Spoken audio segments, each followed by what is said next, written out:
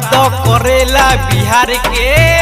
बंगाल से गोरी तू अइलू, बंगाल से गोरी तू अइलू। चोली के चीज देखा के लइकन के तू लरवैलू।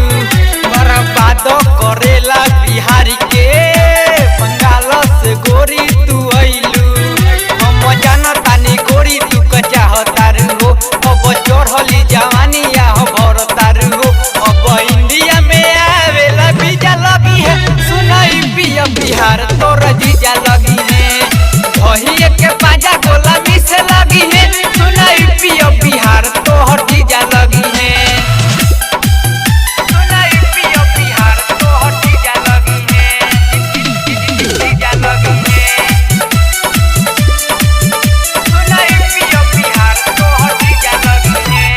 साली तू हऊ बंगाली, साली के जैसा तू रह।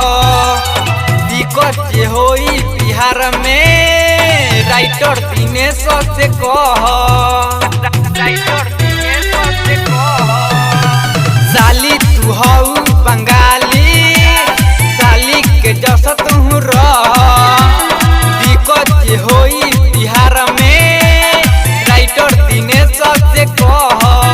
गौतम राज के तू तो जानतारू हो। गौतम राज के जिए के सामान बारू हो। अब इंडिया में आवेला वीजा लगी है। सुनाई पिया बिहार तोर जीजा लगी है।